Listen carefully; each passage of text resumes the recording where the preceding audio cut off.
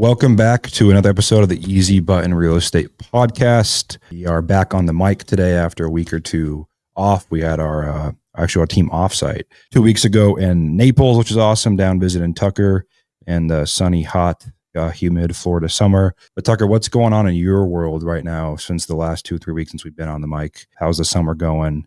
I know you got the kiddos in and out of camp, kind of just wait until school starts back up. Oh yeah. School starts a month earlier here, so they actually go back, I think, the 5th or 6th of August. Oh geez, that's like soon. Yeah. So it's winding down for them. But I'm going to take them over to Miami here. Right before that, we're going to go see a Marlins Yankee game. And unlike the Morgan Wallen concert where it was 132 degrees in that stadium, this is actually a closed stadium with air conditioning, so it should be a lot more enjoyable. But yeah, summer's been great, man. I love summertime in Southwest Florida, even though most people get out of here for it. And obviously, when you and the other guys were here, a week ago or so, we went golfing, and we probably all lost at least 5 pounds of water weight while we were out there in the middle of the day, playing 18 holes. But it's just. We also ended up being able to go to like super cool restaurants where there's nobody there and we could get in and do all the stuff that, it's just a lot harder to do during season. And you have all these people here that, are trying to spend money and make memories and all that. So I love the summertime, but yeah, it's winding down for the kids, but eventually it's got to come to an end, I guess. Yeah. Yeah. It's funny how, obviously when you're a kid, you want it to last forever. And then as you get older, you're like, even like now, even though I don't have kids, the places we travel to in the summer, I'm like, it's so much more crowded here in the summer. Look forward to kids going back to. But I think, on that golf thing, we're playing this scramble. It was funny. We have, I play a lot of golf here in the heat in San Diego in the summer. So I'm used to playing at 95, 100 degrees. And obviously Tucker lives there, so he's used to the heat. But we were playing a scramble, and Dan and Tyler, who are on the other side of it. Tyler's from Seattle, Dan's from Boise, so I don't think they're currently as acclimated to the heat. And so Tucker and I actually got down 4-0 in a match play best ball scramble. And I was sitting there in the car, and I'm like, we could be down 6-0 because they're not going to last past the 6 hole. And we started playing better, but also fatigue hit them, and we ended up over 18 tying in match play, which was a fun round. There was a lot of guys wearing black too, which I knew that would catch up with them. That was actually me. But I didn't feel too miserable. Tyler had the wet towel draped over his head. Tyler had the wet towel over his head. He had the glaze in his eyes for a while. Yeah, it was no joke. And then I went to the Morgan Wallen concert in Miami a couple of days after, and the feel like temperature in the stadium was 133 degrees. So I ended up standing out in the common area and listening more so than I did sit in a seat and watch. But yeah, man, it's all as well too on our end, just working away, plugging away. I don't know, you got couple deals going. We talked about those last show. I think what I'm starting to realize is just how tricky the market is right now for a lot of people. And the thing is, I realized, like, when you look back historically, most of history, our current market, current interest rates would be considered an incredible real estate market. Like, if you look historically at what the interest rates are, 45 days in market's not that long historically. It's funny to look back that way and think, and a lot of the guys that are crushing right now versus the guys that aren't. I think the people that aren't, they just shoot themselves in the foot because they tell themselves every single day how hard it is, how difficult it is, the woe is me. And I think the term that I heard early on is, being a COVID baby. And most real estate companies out there right now that are struggling were started during that COVID era or a little before, and they've never seen something like this right now. Well, how do you see right now with I guess, very, very anecdotal, very just a subjective point of view, how do you see the next 6 months playing out in the macro economic world of real estate in terms of interest rates and inventory? Like, do you see this winter being brutal, or do you see, like, what do you see as the next 6-12 months looking like for people out there? Again, completely subjective point of view. I mean, I think it's gonna vary. All right. So, because every market's different, and like, we have a lot higher or have had like a lot higher inventory and a lot more days on market here in Southwest Florida. Much more so than some other metros, right? So we started kind of softening first and adding inventory. And so if your market's kind of, been in that situation for a while, I think that, we're probably going to see a little more buying activity as we go through the end of the year than what, you've seen for the last 2 or 3 months. inventory levels, I don't think they're going to get worse. They might even get chipped away at in those markets. But then you're going to have other markets that haven't slowed down as much yet, and they might start to, inventory might start to stack, days on market might start to go up. And so, like when I lived on the West Coast, there was always leading markets and trailing markets, right? And Portland was always a trailing market, whether it was slowing down or speeding up, right? Phoenix was always a leading market, so slowing down or speeding up. And so you have to kind of look at it like that. But That's a on a cool. macro, Sorry to slow you down. I think that's a cool concept. I never thought about it that way, because there is like, I feel like when things go south, Phoenix always feels it first, and when things get good again, it always is like the wholesale frenzy out there again. Yep. It's just the way it goes. And there's a lot of other markets like it too. And, I would say Southwest Florida is similar to Phoenix in that regard, right? It gets crazy hot, and then it's like nobody wants to buy anything. And then it gets crazy hot, nobody wants to buy anything. So it's kind of, a bigger roller coaster than you get in some of these other markets, but it's also a faster roller coaster. So I think overall, though, on a macro level, I think rates will trickle down as we get towards the end of the year. I don't know that they're going to get a 5 handle on them. If they do, I think that's great for everybody. I don't know that it's gonna boost prices necessarily, across the board by any means, but I think it will increase the absorption rate in any given market, which basically means houses are going to sell faster. There's less days on market and there's less inventory. And as that kind of works its way through the system, eventually you get to a point where there's, again, some form of upward pressure on pricing. When that happens, what year, who knows? But that's kind of the transition that you have to go through in order to get back to, that point versus now where you just really have downward pressure on pricing in most markets. Yep, that makes sense. So I guess I'm optimistic. I guess I'm optimistic. I think that we, at least where we're sitting here in Southwest Florida right now, like all the dog shit headlines have already come out, right? Like Cape Coral, the worst housing market in the nation. I don't know if you've seen any of those. They love to, pick on Cape Coral, and I'm not a huge fan of Cape Coral, but it has some inventory issues to work through, and had a lot of speculation that went on there, which contributed to what's going on, with the amount of inventory and half-built homes and downward pressure on pricing and all that. And then there's also just, not as many people actually looking to move there because it's a little harder to get to, in and out of. There's only 2 bridges on and off of the island essentially, and it's a big island, and you're long ways from I-75, which is the main freeway, that goes up and down, the west side of Southwest Florida. We're used to it. I don't think that the headlines and the articles can get worse, right? Yeah. So I think we're kind of at an inflection point. And as long as rates start to trickle down, I think that everything will just kind of work out how it does. Real estate's a cycle, right? And it's like in the last cycle, we had just a ton of foreclosure inventory that not only, was happening, but then got drawn out, and it took a long time to work it through the system, right? Short sales became like this whole game that then you could stall out foreclosures to try and get short sales done. And sometimes you did, sometimes you didn't, but it kind of elongated all of that process. We may have some of that goes on, depending on, the market and whatnot. I mean, there always is going to be some, but like percentage wise, maybe it's irrelevant percentage, maybe it isn't, but it's never going to be like it was then. So yeah, I'm optimistic on where we're headed through the end of the year, honestly. Are there I am too. I mean, I think my opinion, to your point, I think all the poo-poo doomsday, the world as the sky is falling stuff's already out there circulating, and I think a lot of that's already priced into the market. And there's also, like in San Diego here, there's a lot of pockets that are still appreciating month over month, and the inventory is still tight and things are still moving. And so I think every market has its own culture. For the people out there that listen to the show, which is a growing base, what are there things you would avoid right now? Like, would you avoid taking on a complex long-term rehab? Would you avoid certain markets in the country? Would you avoid, like, what are certain things that you would avoid right now and stay away from? Obviously you're optimistic, but just to position yourself. So if things take longer to play out than you think, that would serve people.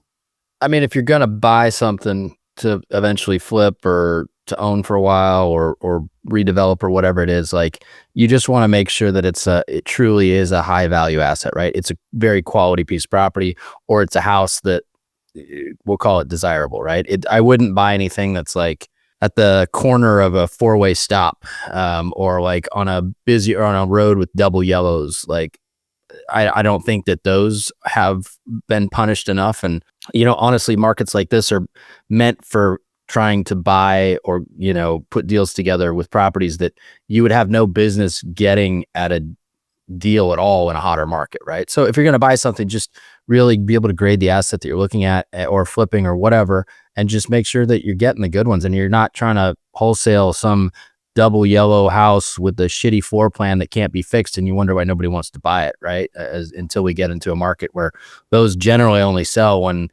people get FOMO and all the headlines start to come out and real estate's crazy again, and then they'll buy whatever to try and sell it and make money. So that's the kind of stuff that I would do. It's pretty simple really, but just basic houses that can be easily fixed. You obviously don't want to get into like super long projects. You don't necessarily need to do massive overhaul rehabs where you got to raise the house up, or you're, doing giant dormer additions, or you're putting a second story on stuff. Like I wouldn't, there's just no reason to do that right now. It's just, you're adding, unless you're well capitalized and the play is, okay, look, it's going to take me 8 to 9 months to do this. And I feel like we're going to be in a significantly better market in 8 to 9 months. And I got it for a screaming deal now. Okay. I understand that logic, but like, you got to have a pretty well-oiled machine and know what you're doing getting into it, because you'll know your costs and your headaches and all that. Much more skill. And there are guys that like can do that. And even if they lose bad, like, okay, that's just part of they do so many deals. That's just part of the game, is you're just going to lose on some.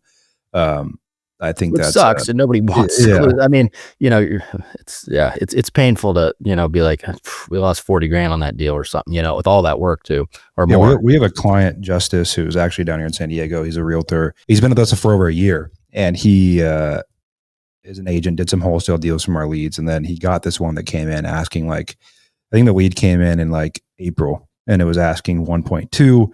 Easily, they thought they sell out at 1.9, 2 million with where we were at in April, May in the market. And they needed 300-400. He'd never done a rehab before. And so he partnered with this guy. They bought it together, 50-50, 80-20 hard money. They brought in, financed the purchase and construction.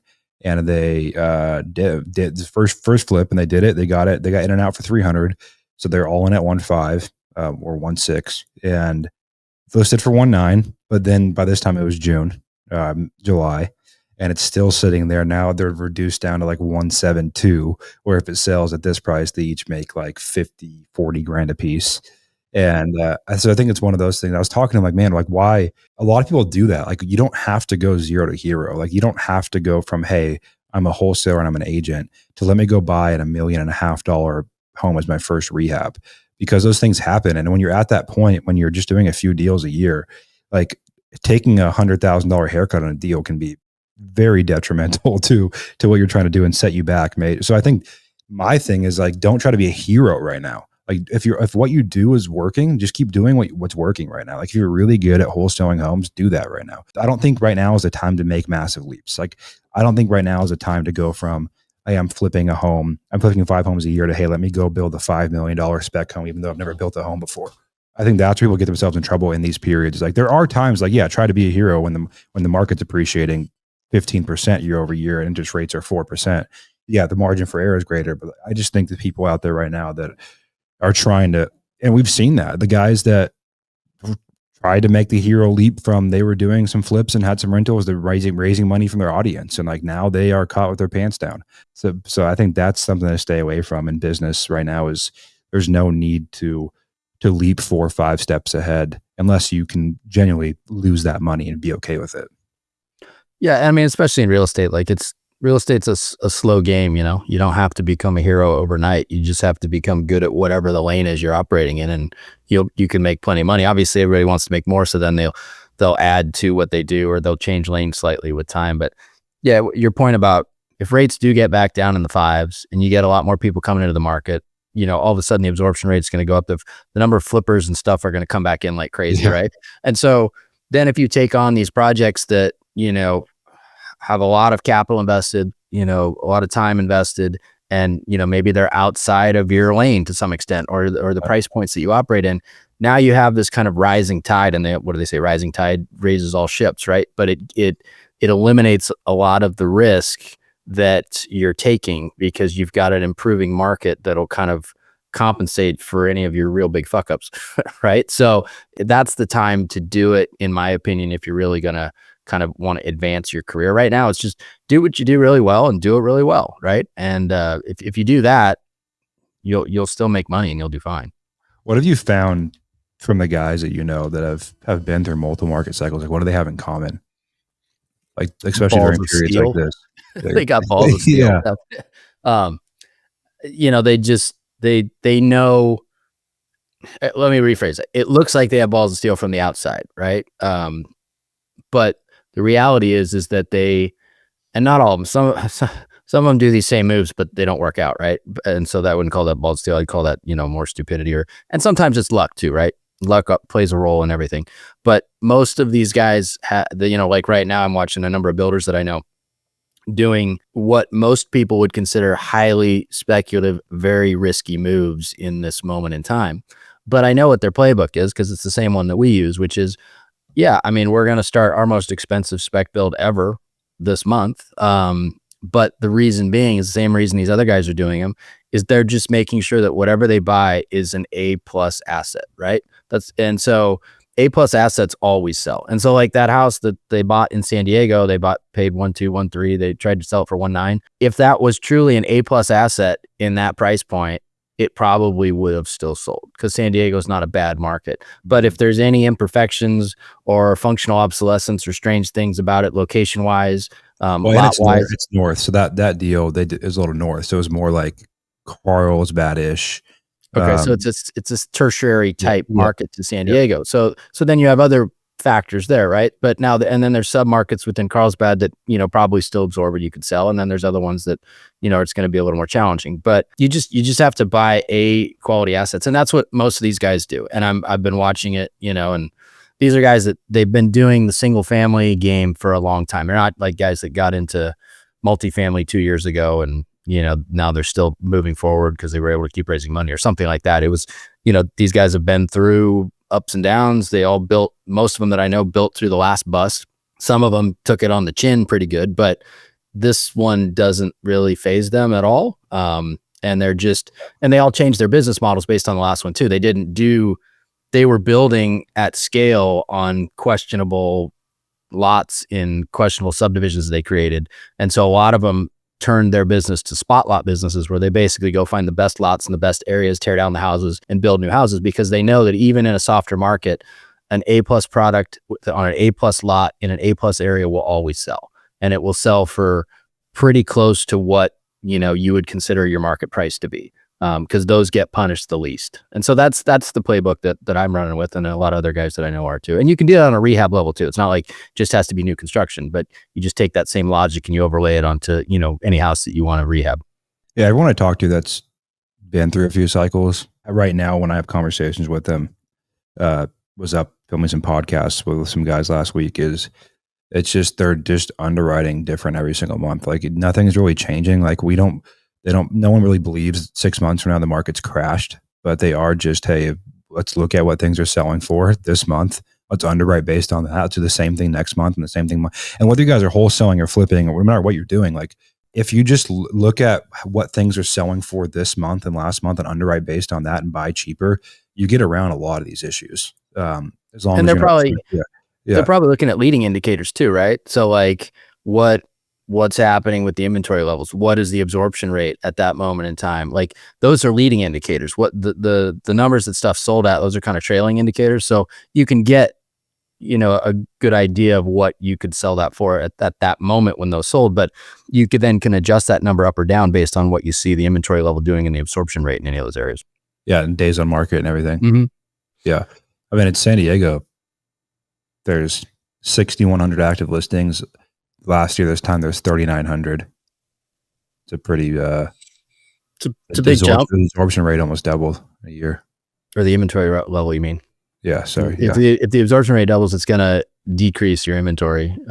If it is 50% of what it was, then basically half the number of houses sell and twice as much inventory is on the market. So then that kind of feeds onto itself, and ultimately that'll create downward pressure on pricing. But anyway, yeah, these guys are still probably not looking at dog shit property unless they're paying, like, you can buy a cardboard box and resell it, if you buy it cheap enough, right? That was a joke we always had in our office.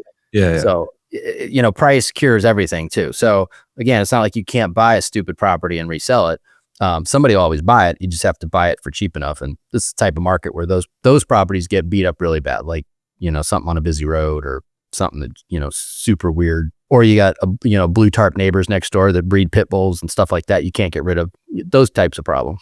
Well, how do you see have you seen the Zillow Compass lawsuit right now around how listings are marketed, and the Compass is suing Zillow over all the pocket listing stuff? I haven't. What is it? So Compass is suing Zillow. Yeah, Compass is suing Zillow in July that it claims that Zillow has created an anti-competitive change in listing rules regarding. Yeah, so Zillow updated its policy to require all for sale listings to appear on a public MLS, and Compass, a lot of their markets, a lot of their thing is pre-sale to just Compass agents. That's right. And, I remember, yeah. But now they're getting in trouble for that, or they're trying not to allow those listings to go onto Zillow. Is that the? Yes. Now they're saying your listings can't go onto Zillow. Sorry, no. Zillow wants to make it so all for sale listings have to appear on public MLS. I mean, I guess if Compass has their own internal, that's what they're trying to build database. Yeah, that's the whole thing. Then you're just, I don't really know how much value that gives the person listing the house with you, because you're not getting as many eyeballs on it as possible. I mean, you put it in the RMLSs, and they aggregate to, the Redfins of the world and the Zillows of the world.